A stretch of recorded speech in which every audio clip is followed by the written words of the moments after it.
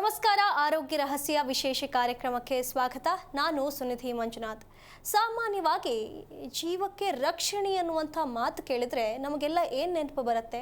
Insurance, life insurance, health insurance ಇದೆಲ್ಲವೂ ಕೂಡ ನೆನಪಿಗೆ ಬರುತ್ತೆ. ಆದರೆ ಆರೋಗ್ಯಕ್ಕೆ ಅಥವಾ ಜೀವಕ್ಕೆ ಏನಾದರೂ ಆದಮೇಲೆ ಈ ಇನ್ಶೂರೆನ್ಸ್ಗಳು ಉಪಯೋಗಕ್ಕೆ ಬರ್ತವೆ. ಆದರೆ ಆರೋಗ್ಯಕ್ಕೆ ಜೀವಕ್ಕೆ ಏನೂ ಆಗದ ರೀತಿಯಲ್ಲಿ ರಕ್ಷಣೆಯನ್ನು ಹೇಗೆ ಒದಗಿಸೋದು, ಇದರ ಬಗ್ಗೆ ನಾವು ಯಾವತ್ತಾದರೂ ಯೋಚನೆ ಮಾಡಿದ್ದೀವ? ಇದರ ಬಗ್ಗೆ ತಿಳ್ಕೊಳ್ಳುವಂಥ ಪ್ರಯತ್ನವನ್ನು ನಾವು ಇಲ್ಲಿವರೆಗೂ ಮಾಡೇ ಇಲ್ಲ.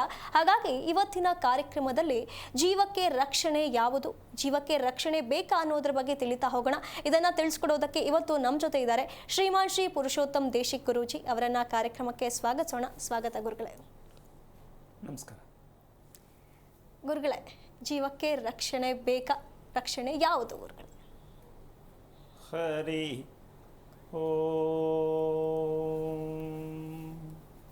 ಶ್ರೀ ಗುರುಭ್ಯೋ ನಮಃ. ಜೀವ ಪ್ರಾಣ, ನಾವು ಇವೆರಡಕ್ಕೂ ಮಧ್ಯೆ ಇರತಕ್ಕಂಥ ಅರ್ಥ ಭಗವಂತ. ಹೌದು. ಪ್ರಾಣದಲ್ಲಿ ದೇವರಿದ್ದಾರೆ, ಭಗವಂತ ಇದ್ದಾನೆ ಅಂದ್ಕೊಂಡಿದ್ದೀವಿ, ನಂಬ್ಕೊಂಡಿದ್ದೀವಿ, ಸತ್ಯ ಕೂಡ. ಆದರೆ ಅಕಸ್ಮಾತಾಗಿ ಮನುಷ್ಯ ಹೋಗ್ಬಿಡ್ತಾನೆ, ದೇವರಿದ್ರೂ ಕೂಡ ಈ ಥರ ಯಾಕಾಗತ್ತೆ ಅನ್ನೋ ಪ್ರಶ್ನೆ ಕೂಡ ಜೊತೆನಲ್ಲಿರುತ್ತೆ. ಹೌದು. ಹಾಗಾದರೆ ನಮ್ಮ ಜೀವ ಸದ್ಯಕ್ಕೆ ನಾವಿರೋವರೆಗೂ ನಮ್ಮದು ಅಂತ ಅಂದ್ಕೊಳ್ಳೋಣ. ನಮ್ಮ ಜೀವಕ್ಕೆ ರಕ್ಷಣೆ ಸಾಧ್ಯನಾ ಅಥವಾ ಅರ್ಥ ನಮ್ಗೆ ಆಗಿದೆಯಾ, ನಾವು ರಕ್ಷಣೆ ಕೊಡಬೇಕಾ, ಹಲವಾರು ರೀತಿ ಪ್ರಶ್ನೆಗಳು ಬರುತ್ತೆ. ಈ ರಹಸ್ಯಕ್ಕೆ ಕಾರಣಕರ್ತನಾಗಿರ್ತಕ್ಕಂತಹ ಶ್ರೀಮನ್ನಾರಾಯಣನ ಪಾದ ಕಮಗಳಿಗೆ ಕೋಟಿ ಕೋಟಿ ನಮನಗಳ ಅರ್ಪಣೆಯನ್ನು ಮಾಡಿ ವಿಷಯಕ್ಕೆ ಬರೋದಕ್ಕೊಂದು ಸಣ್ಣ ಉದಾಹರಣೆ ಕೊಡಬೇಕಾಗತ್ತೆ. ಏನು? ಜೀವ ಅಂತಕ್ಕಂಥದ್ದು, ಈಗ ನಾವು ಒಂದು ದೇವರನ್ನ ಮಾಡಬೇಕಾದ್ರೆ ಅಂದಚಂದವಾಗಿ ಅಲಂಕಾರ ಮಾಡಿದಾಗ ಅದು ದೇವರು ಅಂತಕ್ಕಂಥ ಒಂದು ಖುಷಿ ಕೊಡುತ್ತೆ. ಹೌದು. ಅದನ್ನು ಹೆಂಗೋ ಎಲ್ಲೆಲ್ಲೋ ಬಿಸಾಕ್ಬಿಟ್ಟು ಏನೋ ಇಟ್ಬಿಟ್ಟು ಏನೋ ಮಾಡಿದ್ರೆ ಅದು ದೇವರು ಅಂತ ಅನ್ಸಲ್ಲ ಗುರುಗಳೇ, ಅಲ್ವಾ? ಹೌದು. ಯಾಕೆಂದರೆ ಭಗವಂತ, ನಾವು ಹೇಗೆ ನಾವು ಭಗವಂತನ ರಕ್ಷಣೆ ಮಾಡ್ಕೋಬೇಕು, ನಾವು ಉಳಿಸ್ಕೋಬೇಕು, ನಾವು ಅರ್ಥ ಮಾಡ್ಕೋಬೇಕು ಅಂತಕ್ಕಂಥದ್ದೇ ನಮ್ಮ ಜೀವದ ರಕ್ಷಣೆ. ಹೌದು.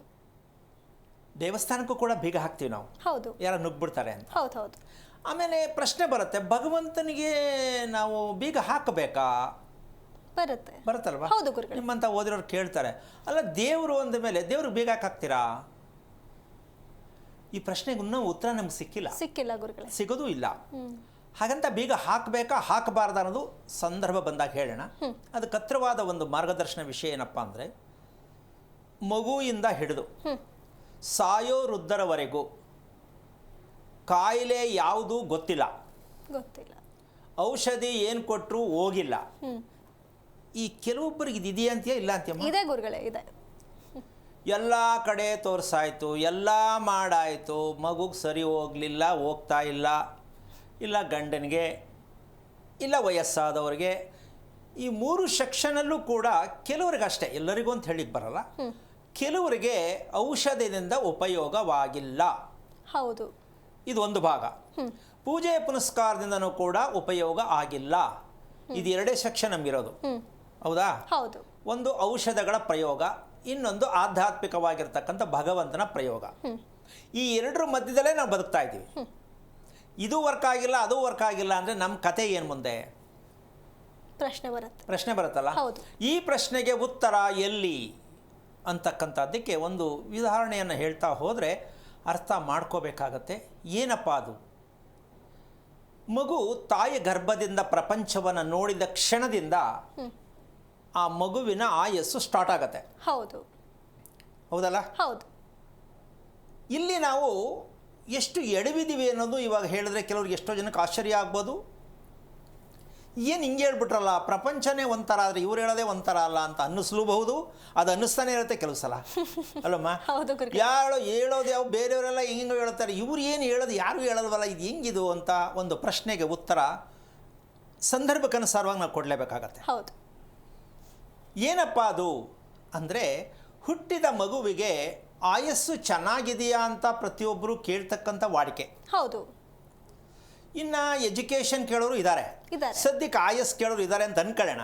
ನಮ್ಮ ನಂಬಿಕೆಗೆ ನಿಜವಾಗ್ಲೂ ಕೇಳಬೇಕಾಗಿದ್ದು ಯಾವುದು ಅನ್ನೋ ಪ್ರಶ್ನೆ ನಮಗಿನ್ನೂ ಗೊತ್ತಾಗಿಲ್ಲ.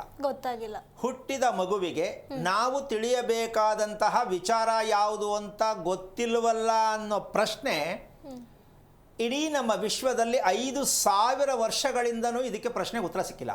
ಇವತ್ತೊಂದಲ್ಲ ಇದು ಪ್ರಪಂಚ.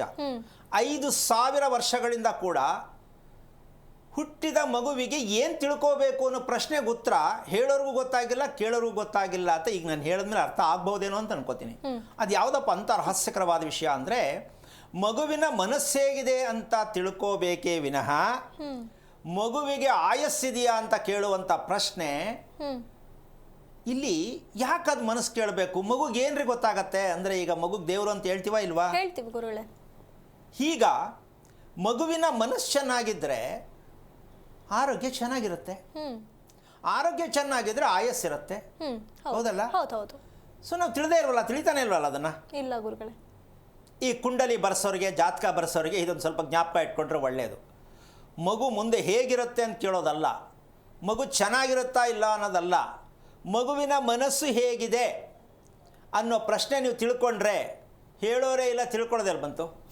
ಮಗು ಈಗ ಹುಟ್ಟೈತೆ ಏನ್ರಿ ಕೇಳ್ತೀರಾ ಅಂತಾರೆ ಅವ್ರನ್ನೇ. ಹೌದು. ಈಗ ನಾವು ವಿಚಾರ ಹೇಳ್ತೀನಿ. ಯಾರೋ ಒಬ್ಬರು ಕ್ರೇಜಾಗಿ ಇವತ್ತು ಸಾಯಂಕಾಲಕ್ಕೆ ಹೋಗ್ಬಿಡ್ತಾರೆ, ಸ್ವಾಮಿ ಯಾರೋ ಟಿ ವಿಲಿ ಹೇಳಿದ್ರು ಮಗು ಮನಸ್ಸು ಹೆಂಗಿದೆ ಅಂತ ಸ್ವಲ್ಪ ಹೇಳ್ಕೊಡ್ತಿದ್ದೆ ಅಂದ್ರೆ ತಲೆಕೆಟ್ಟೈತೇನ್ರಿ, ಅವ್ರಿಗೆಲ್ಲ ತಲೆಕೆಟ್ಟೈತೆ ನಿಮ್ಗೆ ಕೆಟ್ಟೈತಾ ಅಂತ ಬೈತಾರೆ ಹೊರತು ಇದು ಯೋಚನೆ ಮಾಡೋ ವಿಚಾರನೂ ಇದೆ ಅಂತ ಯಾರು ಒಪ್ಕೊಳ್ಳೋಕೆ ರೆಡಿ ಇಲ್ಲ. ಕಾರಣ ಟಾಪಿಕ್ ಗೊತ್ತಿಲ್ಲ. ಗೊತ್ತಿಲ್ಲದೆ ಇರೋದನ್ನ ತಪ್ಪು ಅಂತಲೇ ಹೇಳೋದು ನಾವು. ಹೌದು. ಗೊತ್ತಿರೋದು ಹೌದು ಅಂತ. ಹಾಗೆ ಈ ರೀತಿ ಮೊಂಡತನದ ಜೀವನದಲ್ಲಿ ನಮಗೆ ದೇವರಿದಾನ ಇಲ್ವಾ, ಜೀವ ನಮ್ಮದೇನಾ ದೇವರದ, ಈ ಪ್ರಶ್ನೆಯಲ್ಲೇ ನಾವು ಕಾಲ ಕಳೀತಾ ಇದ್ದೀವಿ. ಹೌದು.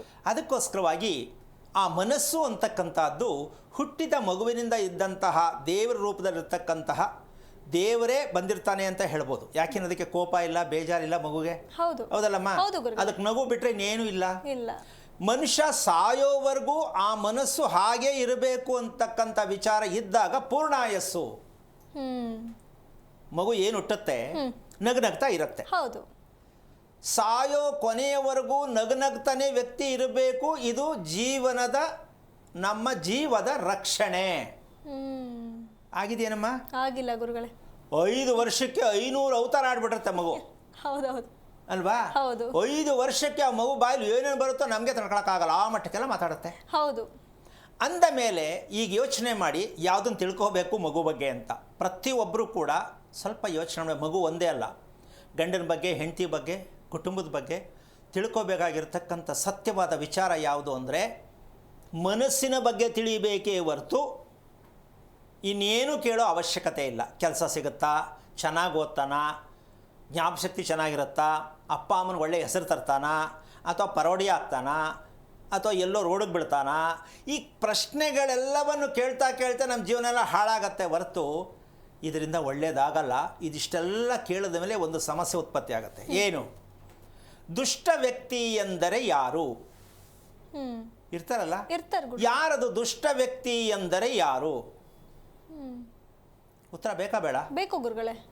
ಈಗ ಅದನ್ನು ಕೇಳ್ತಾರೆ. ತುಂಬ ತುಂಬ ವಿಚಿತ್ರವಾಗಿ ಆಡ್ತಾನೆ ನನ್ನ ಮಗ, ನನ್ನ ಗಂಡ ಅಂತ ಕೇಳ್ತಾರೆ. ಬಾಯಿಗೆ ಬಂದು ಬಾಯಿ ಹಂಗೆ ಮಾತಾಡ್ಬಿಡ್ತಾನೆ, ಕೆಟ್ಟದಾಗೆಲ್ಲ ಮಾತಾಡ್ತಾನೆ. ಇದು ಗಂಡಸರಲ್ಲೂ ಹೌದು, ಮಕ್ಕಳಲ್ಲೂ ಹೌದು, ಹೆಂಗಸರಲ್ಲೂ ಹೌದು. ಅಕಸ್ಮಾತಾಗಿ ಮಾತಾಡಬಾರ್ದು ಆದ್ರೂ ಮಾತು ಬಂದ್ಬಿಡತ್ತೆ. ಮಾತಾಡ್ತಾ ಕಿರ್ಚ್ಕೊಳ್ಳೋದು, ಇದೆಲ್ಲ ಇದೆ ತಾನೆ? ಇದಕ್ಕೆ ಯಾವ ರೋಗ ಕಾಯಿಲೆ ಅಂತ ಹೆಸರು ಕೊಡೋದಮ್ಮ? ಮಾತಾಡ್ತಾ ಕಿರ್ಚ್ಕೊಳ್ಳೋದು, ಫುಲ್ ರೈಸು. ಹೌದು. ಮಗು ಆಗ್ಬೋದು, ದೊಡ್ಡವರು ಆಗ್ಬೋದು. ಇದು ಯಾವ ಕಾಯಿಲೆ? ಇದಕ್ಕಿನ್ನೂ ಹೆಸರಿಟ್ಟಿಲ್ಲ. ಯಾಕಂದರೆ ಗೊತ್ತಿಲ್ಲ ಅದು ಏನಕ್ಕೆ ಬರ್ತಾ ಇದೆ ಅಂತ. ಇಲ್ಲ, ಹೆಸರಿಟ್ಟಿರೋರು ಅದಕ್ಕೆ ಇನ್ನೂ ಗೊತ್ತಾಗಿಲ್ಲ. ಕಾರಣ ಏನೋ ಅಂತ ಗೊತ್ತಿಲ್ಲ. ಗೊತ್ತಿದ್ರೆ ಹೆಸರಿಡ್ತಿದ್ರು, ಒಂದು ಹೊಸ ಹೆಸರಿಡೋರು. ಗೊತ್ತಾಗಿಲ್ಲ, ಅದು ಹಾಗೆ ಇದೆ. ಅದನ್ನು ನಾವು ಪ್ರಸ್ತಾಪ ಮಾಡೋಣ. ಯಾಕೆ ಅಂದರೆ ಭಗವಂತ ಎಲ್ಲಿ ನೋಡ್ಬೋದು ಅಂದರೆ ನಮ್ಮ ಮನಸ್ಸಿನಲ್ಲಿ, ನಮ್ಮ ಮಾತಿನಲ್ಲಿ ಭಗವಂತನನ್ನು ನೋಡಬಹುದು. ಏನಮ್ಮ? ಹೌದು ಗುರುಗಳೇ. ನಮ್ಮ ಮನಸ್ಸು ಹೇಗಿದೆಯೋ ಪ್ರಸನ್ನತೆಯಾಗಿ, ಖುಷಿಯಾಗಿ, ಆರೋಗ್ಯವಾಗಿದೆ ಅಂದರೆ ಭಗವಂತ ನಮ್ಮಲ್ಲಿ ಮಾತನ್ನು ಹಿಡಿತವಾಗಿ ಮಾತಾಡಿಸ್ತಾನೆ. ಮಾತು ಯಾವಾಗ ಚೆನ್ನಾಗಿತ್ತೋ ಶ್ರೀಮಂತಿಗೆ ಬಂದೇ ಬರುತ್ತೆ.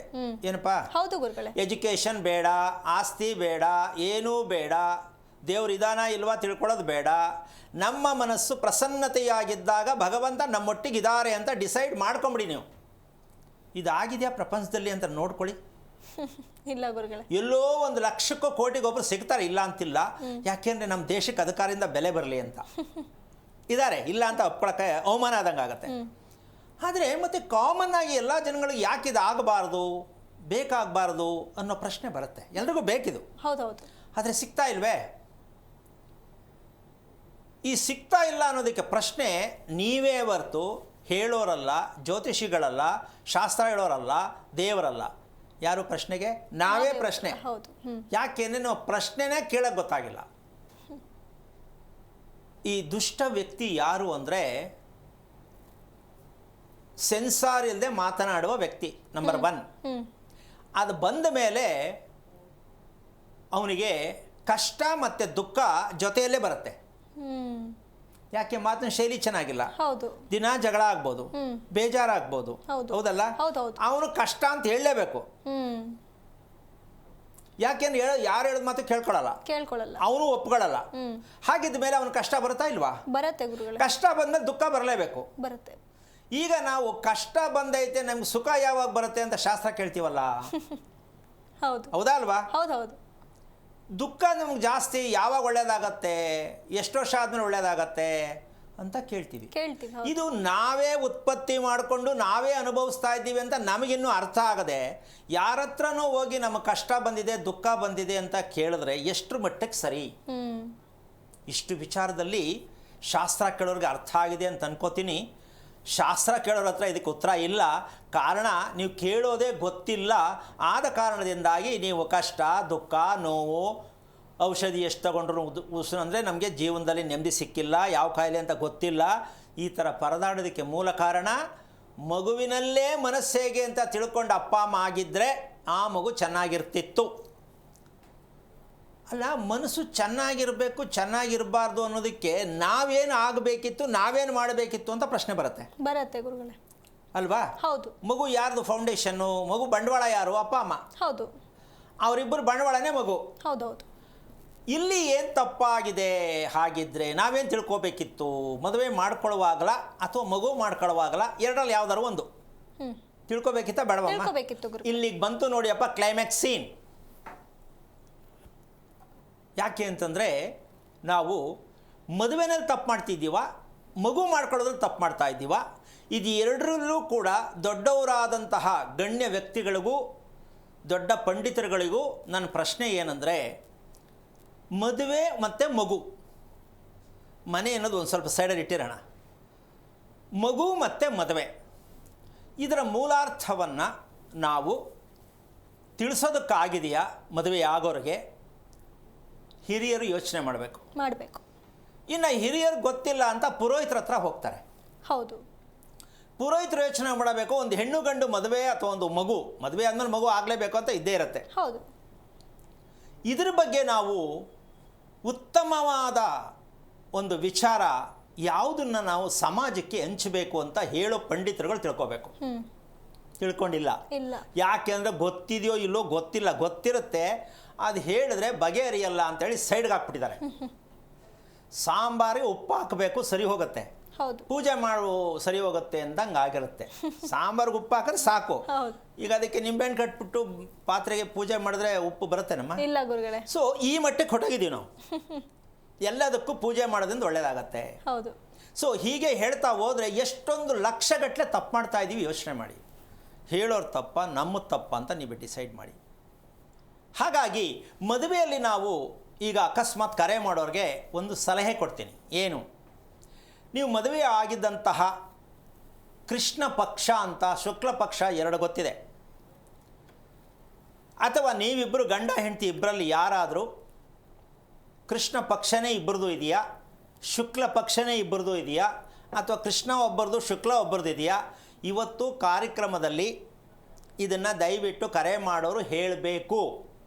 ಕೃಷ್ಣ ಪಕ್ಷ ಮದುವೆಯಾಗಿದ್ದು, ಶುಕ್ಲ ಪಕ್ಷ ಮದುವೆಯಾಗಿದ್ದು, ಗಂಡು ಹುಟ್ಟಿದ್ದು ಶುಕ್ಲ ಪಕ್ಷ, ಹೆಣ್ಣು ಹುಟ್ಟಿದ್ದು ಕೃಷ್ಣ ಪಕ್ಷ, ಇವರಾರು ಆಗ್ಬೋದು, ಅವರಾರು ಆಗ್ಬೋದು. ಈಗ ಇದನ್ನು ತಿಳ್ಕೊಂಡು ನೀವು ಹೇಳಿದ್ರೆ ನೋಡಿ, ನಿಮಗೆ ಸತ್ಯ ಅರ್ಥ ಆಗತ್ತೆ. ನಿಮ್ಮ ಮೂಲಕ ಎಲ್ಲ ಜನಕ್ಕೂ ಅರ್ಥ ಆಗತ್ತೆ. ಈ ಕೃಷ್ಣ ಶುಕ್ಲ ಇದರಲ್ಲಿ ಎಷ್ಟೆಲ್ಲ ಸ್ವಾರಸ್ಯ, ಅರ್ಥ, ಆರೋಗ್ಯ, ಅಭಿವೃದ್ಧಿ, ನೆಮ್ಮದಿ, ಆಯಸ್ಸು, ಮದುವೆ, ಮಗು ಎಲ್ಲವೂ ಕೂಡ ಇದರ ಒಳಗಡೆ ಅಡಗಿರುವ ರಹಸ್ಯವೇ ಆಗಿದೆ. ಇಷ್ಟೇಳದ ಮೇಲೆ ನೀವು ಸ್ವಲ್ಪ ಕುಂಡ್ಲಿಗಳು ನೋಡಿಕೊಂಡು ಅಥವಾ ನಿಮಗೆ ಗೊತ್ತಿದ್ದರೆ ಹೇಳಬಹುದು. ಇದರಲ್ಲಿ ಸೀಸರಿನ್ ಕೇಸ್ ಕೂಡ ಇರುತ್ತೆ. ಅದಕ್ಕೆ ನಾವು ಪರ್ಟಿಕ್ಯುಲರ್ ಇದೇ ಆಗಿರುತ್ತೆ ಅಂತ ಒಪ್ಕೊಳ್ಳೋಕ್ಕಾಗಲ್ಲ, ನೀವು ಒಪ್ಕೊಳ್ಳೋಕ್ಕಾಗಲ್ಲ. ಹತ್ತತ್ರ ಇದ್ದರೆ ತಿಳ್ಕೊಳ್ಳಿ, ಇಲ್ಲ ಅಂದರೆ ಬದಲಾವಣೆ ಮಾಡ್ಕೊಳ್ಬಹುದು. ಅದು ನಿಮ್ಮ ರಿಯಾಲಿಟಿ ಏನು, ಕೃಷ್ಣ ಪಕ್ಷನ ಶುಕ್ಲ ಪಕ್ಷನ, ಗಂಡನ ಬಗ್ಗೆ ಕೇಳಬೇಕಾ, ಹೆಂಡತಿ ಬಗ್ಗೆ ಕೇಳಬೇಕಾ, ಮಗು ಬಗ್ಗೆ ಕೇಳಬೇಕಾ, ಏನೇ ಕೇಳಬೇಕಾಗಲಿ, ನಿಮ್ಮ ಮದುವೆ ವಿಚಾರದಲ್ಲಿ ಕೇಳಬೇಕಾ, ನೀವು ಮದುವೆ ಆಗಿರೋದು ಶುಕ್ಲ ಪಕ್ಷನ ಕೃಷ್ಣ ಪಕ್ಷನ, ಇಷ್ಟು ಸತ್ಯವನ್ನು ನೀವು ಅರ್ಥ ಮಾಡ್ಕೊಂಡು ಕರೆ ಮಾಡಿದ್ರೆ ಸ್ವಲ್ಪ ನಿಮಗೆ ಮಾಹಿತಿಯನ್ನು ಕೊಡಬಹುದು, ನಿಮಗೂ ಸಿಗುತ್ತೆ ಅಂತ ಅಂದ್ಕೊಳ್ತೀನಿ. ಇಷ್ಟು ವಿಚಾರ ನಿಮಗೆಲ್ಲ ಅರ್ಥ ಆಗಿದೆ, ಹೌದಲ್ಲಮ್ಮ? ಹೌದು ಗುರುಗಳೇ. ಸೊ ಹಾಗಿದ್ದ ಮೇಲೆ ನೀವು ಕರೆ ಮಾಡೋರು ಸ್ವಲ್ಪ ನೋಡಿಕೊಂಡು ಕರೆ ಮಾಡಿ, ಗಡಿಬಿಡಿ ಮಾಡಿಕೊಂಡು ಆ ಥರ ಮಾಡ್ಕೋಬೇಡಿ. ಯಾಕೆಂದರೆ ನಮ್ಮಲ್ಲಿ ಡೇಟು ಟೈಮು ಹೇಳಿ ಹೇಳಿ ಅಭ್ಯಾಸ, ಕೇಳಿ ಕೇಳಿ ಅಭ್ಯಾಸ, ಅದನ್ನೇ ಹೇಳ್ತಾವ್ರೆ, ಅದನ್ನೇ ಕೇಳ್ತಾವ್ರೆ. ಈ ರೋಗಕ್ಕೆ ಇನ್ನೂ ಮದ್ದು ಸಿಕ್ಕಿಲ್ಲ.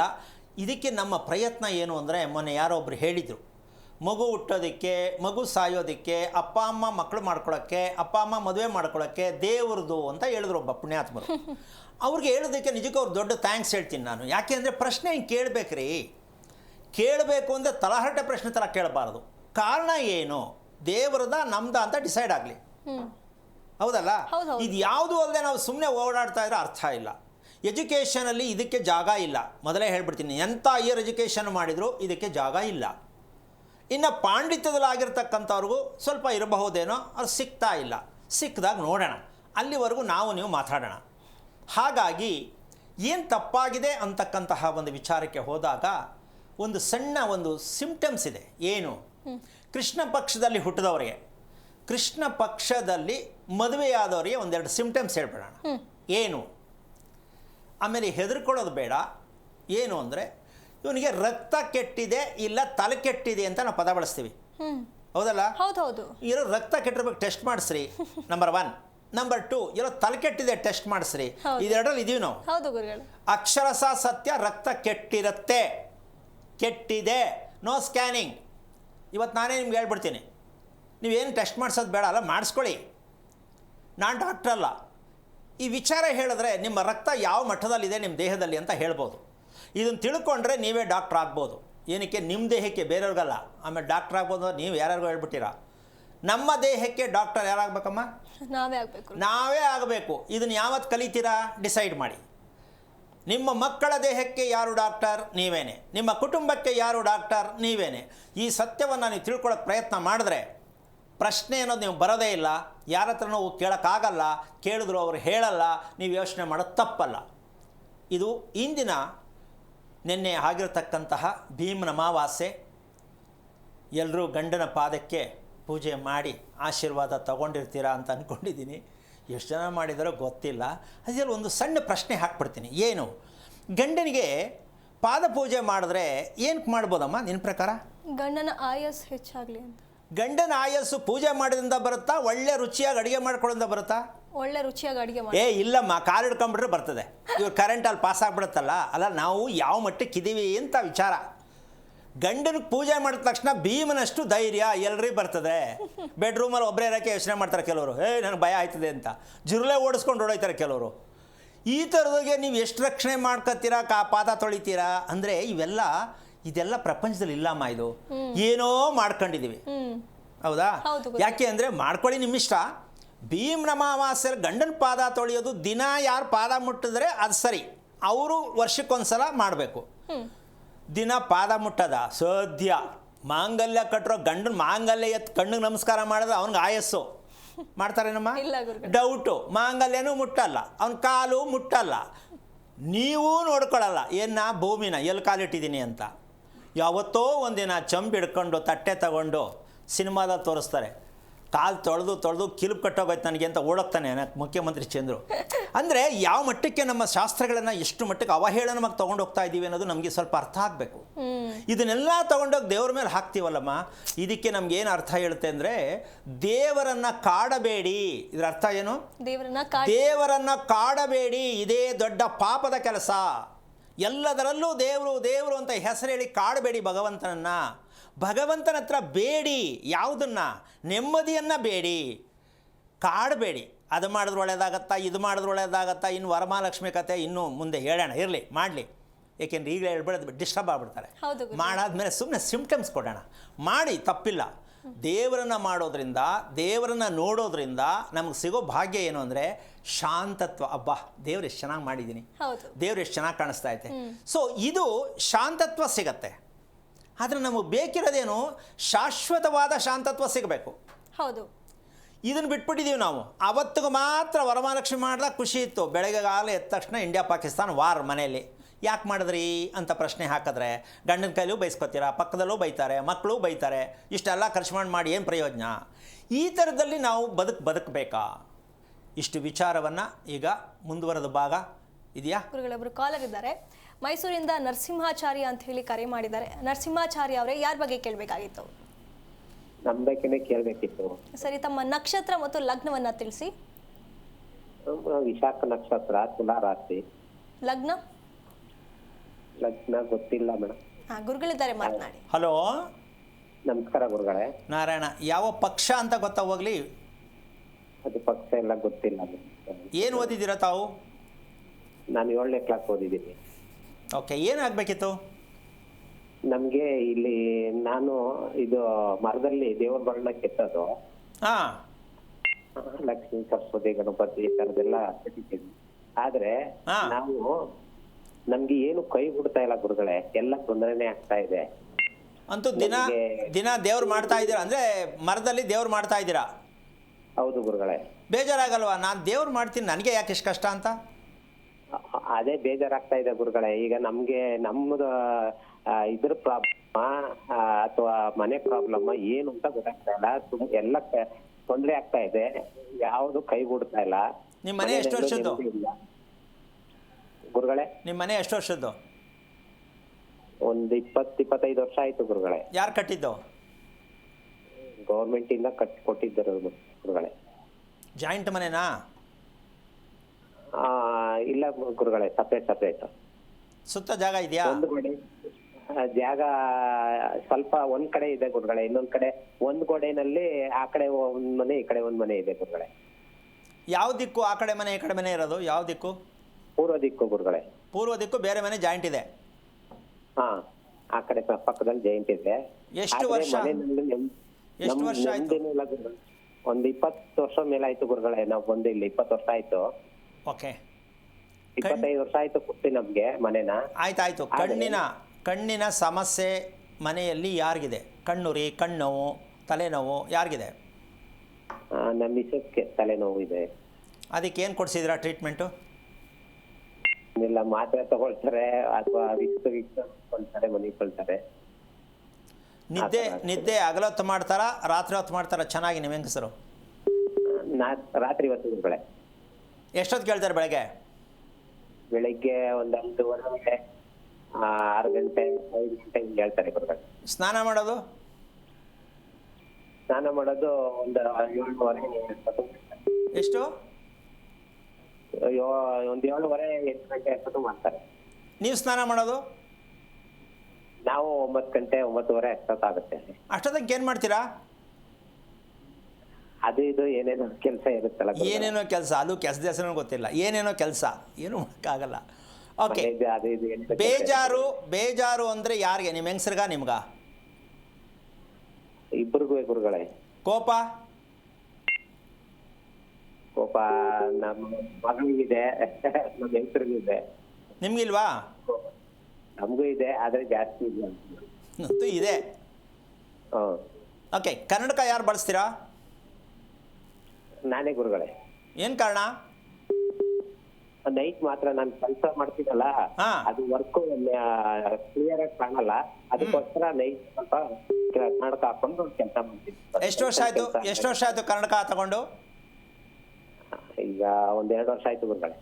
ಓಕೆ, ಈಗ ಒಂದು ಪ್ರಶ್ನೆ ಕೇಳ್ತೀನಿ. ಹೇಳಿ ಗುರುಗಳೇ. ನಿಮ್ಮ ದೇಹದಲ್ಲಿ ಇರ್ತಕ್ಕಂತಹ, ಈಗ ನೀವು ಒಂದು ಕುಂಡಲಿ ಜಾತಕ ಏನಾದ್ರು ಬರ್ಸಿಟ್ಟಿದ್ದೀರಾ ಗುರುಗಳೇ?